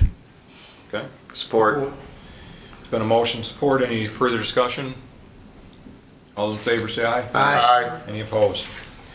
Now, item C, the board will consider a resolution to reject the county tax reverted properties located on tax parcel number 12-06 553-252 lot 335 on Coolidge Drive, tax parcel number 12-06-553-295 lot 389 on McKinley Boulevard, tax parcel number 12-06-553-296 lot 390 on McKinley Boulevard. I so resolve. Support. Okay? Any discussion? Yes, question, Mr. Chair. Yes. What does this mean? It means any of these properties are offered to the township first, and if we reject them, they go back to the county. And then Land- they'll land put them bank. in the land bank Yep. to put them up for sale. Okay, thank you. We've looked at these properties, and it's not anything that necessarily that we want. Okay. Okay, so Ms. Lane, let's ask for the vote. Aye. Mr. Mansour? Yes. Mr. Thomas? Yes. Mr. Atkins? Yes. Mr. Massey? Yes. Myself, yes, Mr. Supervisor. Yes. Item D, the board will consider a resolution for the Charter Township of Grand Blanc board to choose to opt out of the requirements of PA 152 of 2011 for its current plan year. Mr. Lima, any comments? Public Act 152 was the state's looking at what we do for our employees as far as when healthcare comes, and you either have to adopt Public Act 152 or you opt out of 152. We've chosen to opt out of 152 all these years since it was enacted, and that's why the employees pay 20% of their healthcare premiums. Or if you chose not to opt out and you adopted 152, then it is a set amount that changes every year as determined. It fluctuates every year, but it's a set amount. The township has, since this was first presented to us, has always chosen the opt-out. It is in our contract language that we opt out and the employees pay 20% of health care premiums. but we do have to opt out each year. I have a So quick moved, question. Mr. Yes, Mr. Chair. Mansour. What's the range, if we were to not opt out, what is the range of contribution? I don't have it with me, but I could probably pull it up real quick to tell you what the, Okay, I just want to know if we're, if we're getting ourselves way out of bounds of this thing, or if we're, kind of just evening out the, I think adopting Public Act 152 is a higher rate than what the 20% is. Okay. But our contracts have already been. Correct, we have accepted. it in, Okay. we're, All right, I'm all set, thank you. okay. Okay, so any other discussion? Okay, with that, Do we need a motion to opt out? yes. So moved, Mr. Chair. Resolution. Okay. It's a resolution. It's a Right, so Ms. resolution. Lane, let's call for the vote. Mr. Massey. Oh, yes. Mr. Mansour. Yes. Mr. Thomas. Yes. Mr. Atkins. Yes. Myself, yes, Mr. Chair. Yes. Good little head fake, Kathy. That's a good break. Okay, item E, the board will consider resolution to authorize Attorney David Laddie, or David L. Laddie, I see, to represent the Charter Township of Grand Blanc as its representative for dissolution of the Fire Commission and distribution of assets. So moved. So Support. resolve. Any discussion? So resolve. The motion was sufficient. Mr. Laddie, anything? No, I don't want to get in the way of progress. Okay, It's a Ms. Lane. resolution, Are we Scott. calling this a resolution or a It's a motion? resolution. Resolution. All right. Or Mr. do whatever. Mansour. Yes. Mr. Thomas. Yes. Mr. Atkins. Yes. Mr. Massey. Yes. Myself, yes, Mr. Chair. Yes. Item EF, the board will consider a motion to approve full-time employee benefits or in lieu of benefits to the clerk and treasurer. Ms. Lane, I know you asked to put this on the agenda. I just wondered. And I think that my memo was in there. As full-time employees, the clerk and the treasurer over the years have had to fill out the information with Blue Cross and Blue Shield to certify that we have health care everywhere else. And this year, the board increased the in lieu of from $1,200 to $3,500. And I am requesting that as full-time employees, the clerk and the treasurer, now and in the future, be able to have what is granted to other full-time employees. So do you currently get $1,200? $1,200 is what we got in 2018. Uh, But other employees got the $3,500 this year. Mr. Chair, Yes, Mr. Massey. let me clear up something here. I'm a little confused, but let me state what I'm reading here. This says, full-time employee benefits. That's what it says, right? So explain to me what a full-time employee is, because I'm thinking that elected official is not an employee. Mr. Massey, historically, from the time this has started, full-time employees work 40 hours a week at least. And historically, again, the clerk and the treasurer have worked that. And then secondly, we have also been required, when we've been hired, to address the need from Blue Cross and Blue Shield to either take the health insurance or provide documentation that we have it through some other way. Now, you said something, I'm not gonna let you get away with it. According to the state law, and I think it applies to elected officials, if I'm wrong, please correct me. An elected official only, if I recall this correctly, only has to work one day out of a year. Is that true or false? Is that true or false? I've never heard that. I don't think Mr. Bennett has I heard said, it is that true or false? I just asked the question. I don't know. Mr. Laddie? Maybe I can help out. I don't believe technically that the clerk and the treasurer are full-time employees. They're elected officials. When you're an elected official, and Trustee Massey's on the right track, you occupy an office that has certain compensation for it. And traditionally, the office of treasurer and clerk have offered healthcare benefits as a part of that position. And And so I disagree with the characterization that they're full-time employees, because they're not. They're elected officials. But I also agree and recognize that their office has had the benefit of healthcare and the in lieu of. And so therefore, when you guys did a wholesale change to your employees, increasing that in lieu of, you did it to try to incentivize people to take that in lieu of as opposed to healthcare. And I think because that benefit is also offered to the clerk and treasurer, that incentive applies to them as well.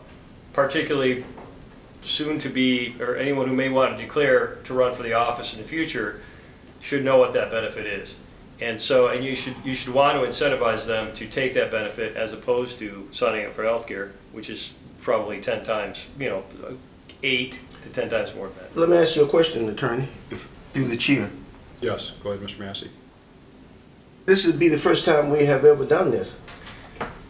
That's right? Well, as far as raising the incentive to take in lieu of as opposed to healthcare? Yes. For an elected official? Yes. I think that at some point in time, township boards in the past decided to offer that to those elected officials. And it was at a time when I think it was consistent with what they offered to full-time employees at $1,200. Remember, and then we changed the full-time employees and didn't do it for elected officials. So I just want to clarify what you just said, Mr. Laddie, was that when we increased the benefit to the full-time employees to $3,500, we designated that was for full-time employees and not elected officials. Is that what you're saying? Well, you don't need to make that designation technically, because again, technically they're not employees. Mm-hmm. And the other thing we can do, I mean, because the office has certain benefits, it has a certain salary, and again, it doesn't have hours, has a certain salary, it has other benefits to it, it has the opportunity to participate in healthcare, and we talked about this earlier in the year, you can't reduce the benefits of that office unless somebody who's holding that office agrees to that. But one of the things you should do with, again, our political season already ramping up, at least as far as ads are concerned, but I think probably in March and April, people are going to have to decide if they want to run for a township office, and clerk and treasurer may be that office, and so that should probably be resolved at some point. Well, So a related question, and I'll let you go, Mr. Mask, because in terms of any compensation, let's say the board here, when does that have to be resolved by? I mean, if the election, we're going to start having primaries in May. There's no time limit, or there's no requirement. You could do it. You could do it the day before the election. So to increase benefits for a board could happen at any given time. Correct. We could do that. Correct. But to lower anybody's benefit or to lower their wages, you could only do that for the next elected officials. That's correct. Unless the person agrees to it. Unless the person agrees to it. So we really haven't reviewed what the wages are, what have you, for board members, and looked at that for, the upcoming board. Well, one of the things you could do, I mean, again, we've got an election cycle on the near horizon, and so you may want to think, and I realize that you guys are again at the kind of the nearing the end of your terms, but you may want to take a look at the compensation. Now that you've been through the rigors of the job, maybe the compensation needs to be changed for trustees and supervisor and clerk and treasurer. I mean, it's an opportunity to take a look at that. And you have this item that's sort of detailed that lagged behind. So maybe you should take that up on a broader scale. I don't think anybody on this board will probably step forward and say, hey, we need to get paid more. I think everybody likes what they're doing and what have you, but Just happens. but none of us Somebody are wants to get paid more. none of us are guaranteed that we're going to be reelected either in November. But at some point it might behoove us to take a look at our overall compensation for future boards and see where we stack up compared to other municipalities. But so I guess that would be a decision of this board. Mr. Massey and then Ms. Lane. Mr. Chair, the attorney brought up an interesting point. When was the last time this happened? Do you have memory? Just from memory, I mean. Where you mean where Not related to just the healthcare issue? You mean compensation for another office? or- No, related to the healthcare. I can't, honestly, I'm afraid I can't answer that. I know that that $1,200 has been there for a long time. Yes. And I don't recall when it was transferred to elected officials. But it was, I'm thinking 10, 12 years ago. I mean, it's been a long time. Okay, I don't hear anybody making the motion, but Miss Lane? Well, we did address healthcare benefits when you were hired as, I'm sorry, when you were elected as supervisor. Yeah, they haven't hired me yet. No, But, the that's voters right. elected me. But you were elected. Yeah, And so we we clarified it. addressed Yeah. that issue that again, But it wasn't with regard to the... it was healthcare. And but I'm in lieu saying of, this is, yeah. well, you took healthcare Right. That was And- part of his Mickey benefit took the in lieu package. of. Yes. and not taking healthcare is also a benefit to the taxpayers as well as myself and the treasurer. We're saving the taxpayers money. So, No, Well, I don't see any motion. Okay. And we've got a full agenda, so all right. I'm going to move on to the next topic, which is the board will consider a resolution to reappoint Mr. Jeff Gary and Mr. Bob Brundle to the DDA Board of Directors for October 2019 to October 2023. So moved, Mr. Chair. Support. Discussion? Discussion? Discussion? Yes. Does anyone have, it's important to have people who we appoint to these boards show up, and now we're extending this from a few months for the next 4 years. So I'm just wondering if Mr. Gary and Mr. Brundle have been regularly attending the meetings. They have. Okay. And they may have missed one or two or, something around that range, but they are active and involved and, Okay, thank you. So it's a resolution, so I'll ask for the vote. Mr. Mansour. Yes. Mr. Thomas. yes. Mr. Atkins. Yes. Mr. Massey. Yes. Myself, yes. Mr. Chair. Yes. And just so that, and both these are people in the township that make contributions in other ways too, so we have a great board. Great. Item H, the board will consider a resolution to approve the 2019 amended budget of the Charter Township of Grand Blanc Downtown Development Authority. I've handed out the marketing plan that they've recently commissioned, and we've spent some time going over. I think there's some great things in there. We'll look at how we can meld it into what the township wants to do for marketing.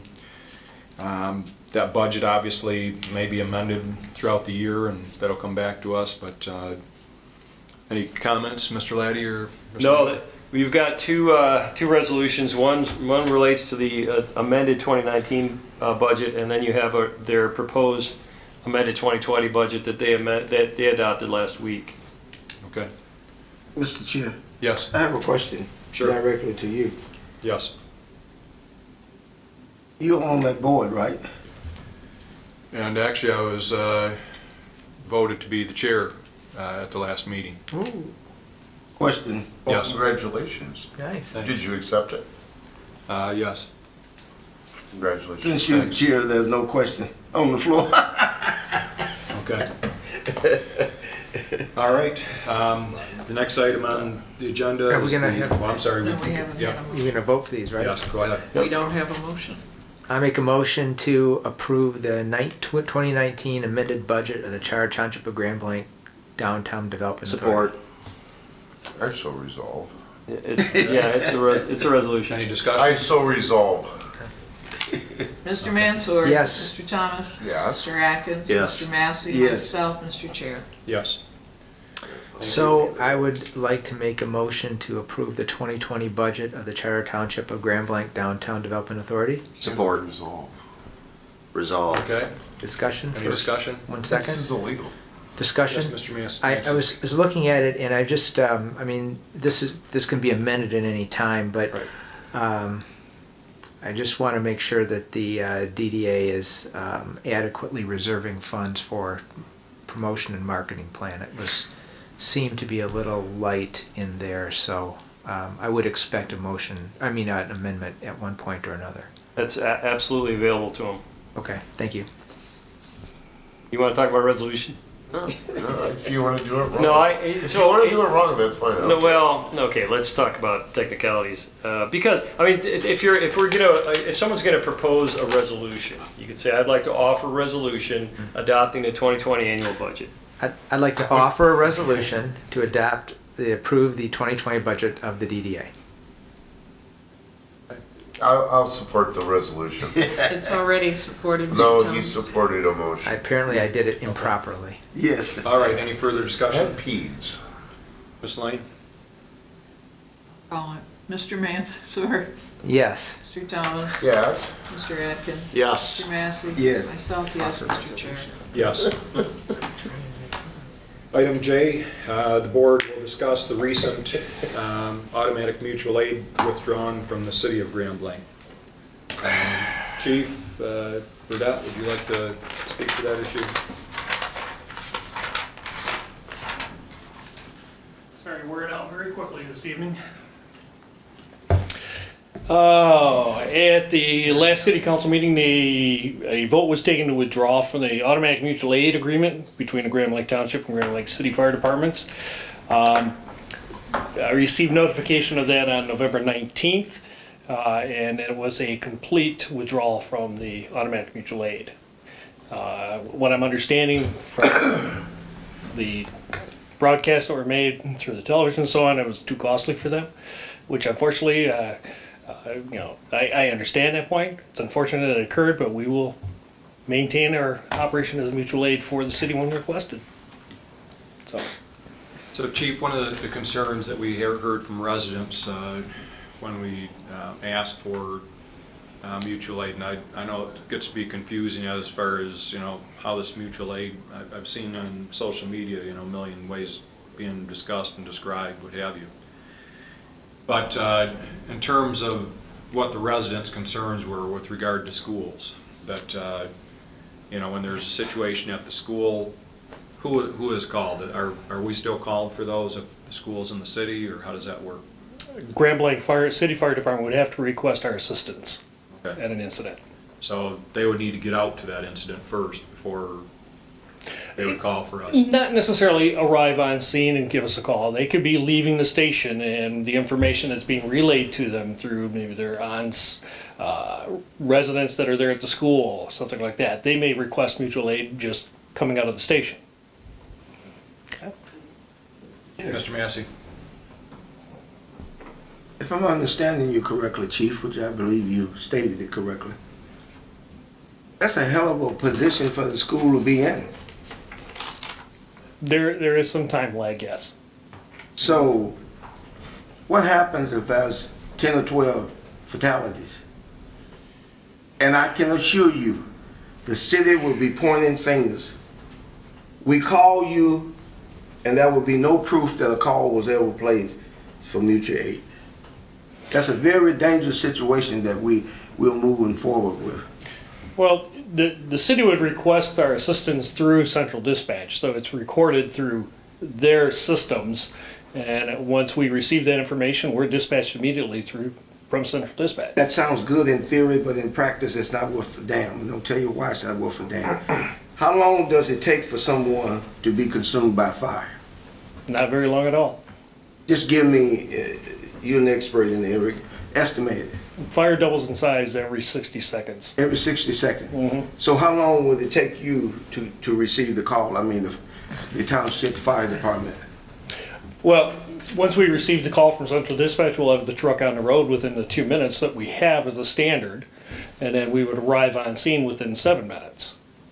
So, does that sound good or bad?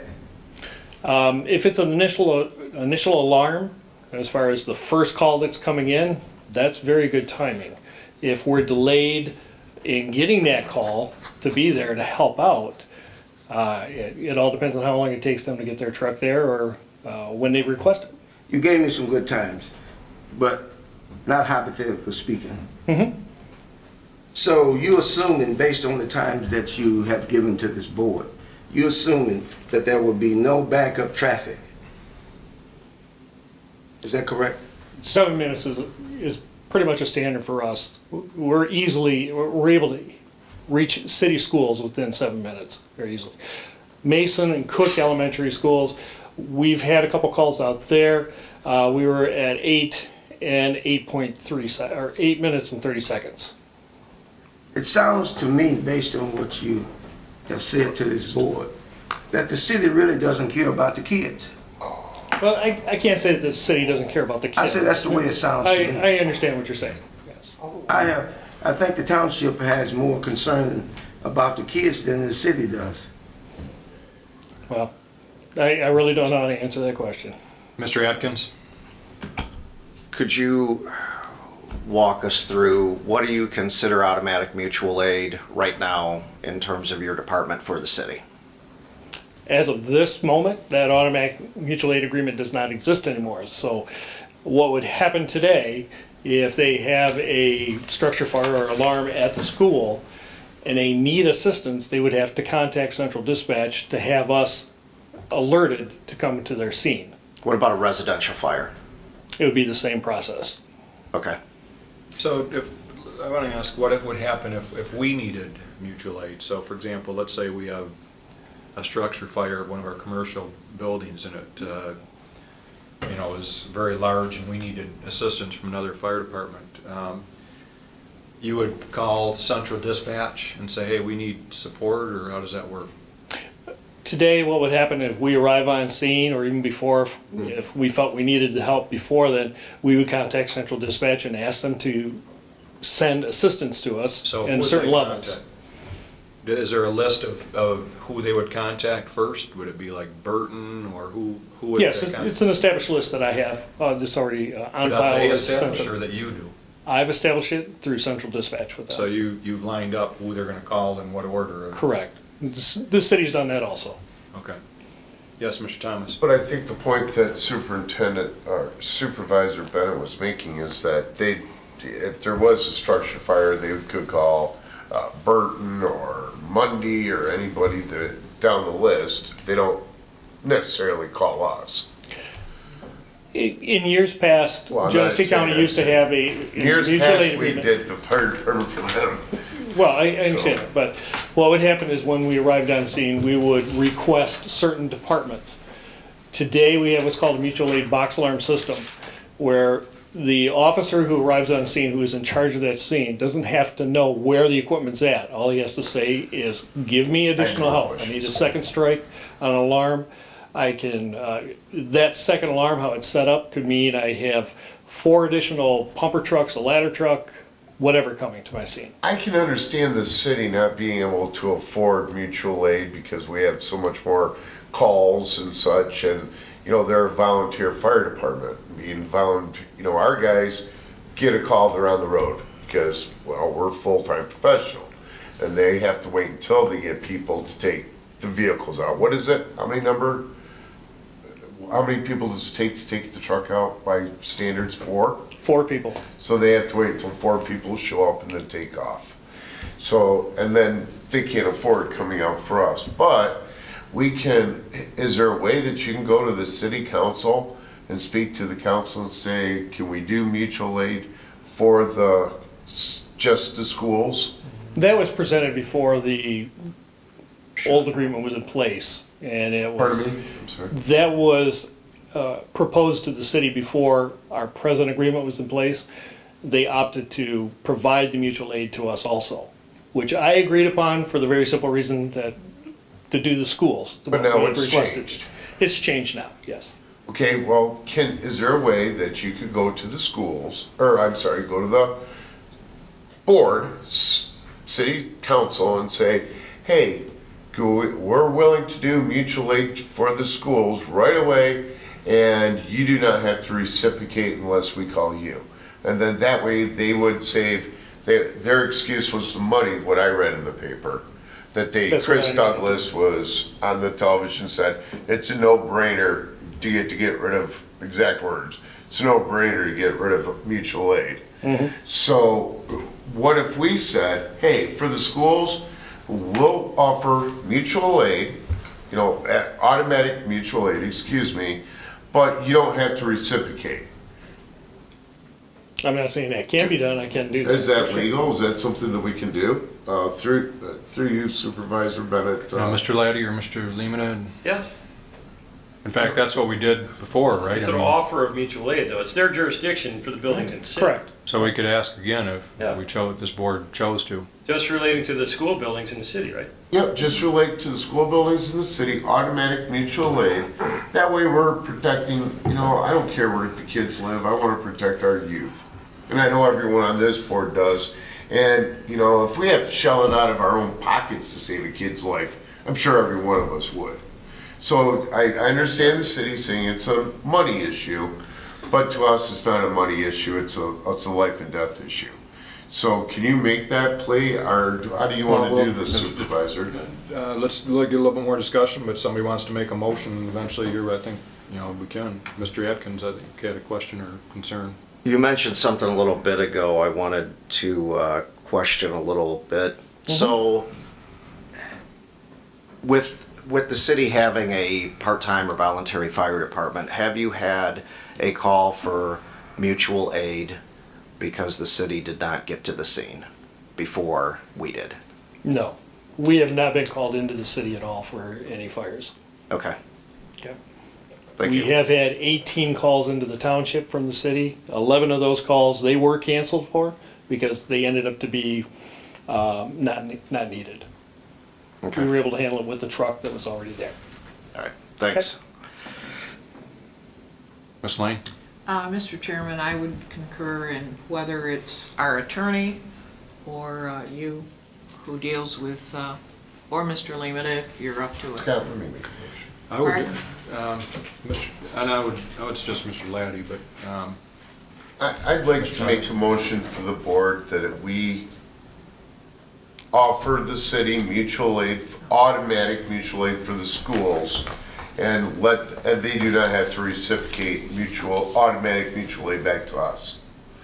Would I have to add anything about dollar value type of thing, Attorney Laddie? No, but I'd like you, if you're gonna extend this proposal through the fire, I'd like you to do it through the fire chief, frankly. I mean, I think that's protocol would be fire chief to fire chief. okay. Okay, so I would like to make a motion to have Fire Chief Burdette offer automatic mutual aid for the schools. Yep. And we do not expect automatic mutual aid from the city. That'll be no problem. Support. So that's a motion, it's been supported. Yes. Any further discussion? Add something if you guys think I missed something. Well done. I think that this is a no-brainer, because we have kids that are in these schools, and it's important for us. So it's a no-brainer for this board to offer that. Absolutely Lane? no-brainer. I know that Good quotation. we will all be thinking about the high school and Brendel Elementary, but I would include Holy Family and any other school charter or whatever that might be in existence. Yes. The Oh, Perry that's- Center as well. I said all, yeah, absolutely. Your motion was schools, right? All schools. So it didn't Okay. differentiate between public or private. I just wanted to clarify. Mr. Atkins? And just to make sure the board gets some feedback when it's rejected, if you could come back and let the board know the Of course. outcome of it. Thank you. Don't Let's be be so optimistic. negative. This is a no-brainer. What, just to get the feedback? Okay, so there's been a motion, it's been seconded, we had discussion, any further discussion? All those in favor say aye. Aye. Any Aye. opposed? Okay, future agenda items, we got strategic planning on there, and I'm gonna get some dates, so that January we can look at that. Not during the weekends. And you say not during the day? Not during the weekends. Not during a weekday, on a weekend then? Not a weekend. Sunday? Sundays are fine. How about holidays? That works. Okay. Okay. The DDA marketing plan handed out to everybody. I don't know if anybody would like a presentation on this, No. but I want you to have a chance to look through it. Yeah, and maybe what we do is at our next meeting, we can go through it a little bit more in depth.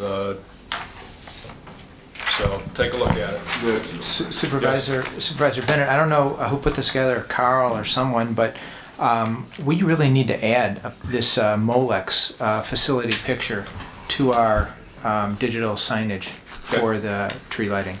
So I don't know who has a copy of that, but we need to grab it. I believe I've got a digital copy of this, which we could probably extract it from. Well, But either that or we contact Carl. yeah, because the resolution probably needs to be better. Okay. Okay, thank you. If you can Did you hear Lonnie singing? send me a text or an email, Yeah. and I'll make sure I do that Got first it. thing in the morning. Yep. So anyways, the DDA marketing plan, take a look at it. Should we spend some time at our next meeting going over it a little bit? And Yeah, Sure. 5 minutes, that'd be, okay, we'll do that. We received some correspondence from Mr. Laddie. David, I think we discussed going into executive session. Yes, if you would, to consider a written attorney opinion. I'll make the motion to go into executive session. Support. support after a 10-minute break. Okay, Ms. Lane? Mr. Mansur? Yes. Mr. Thomas? Yes. Mr. Atkins? Yes. Mr. Massey? Myself, Mr. Chair. Okay, So- we will resume in about 6.5 minutes. There you go, hurry up. That was 10 minutes.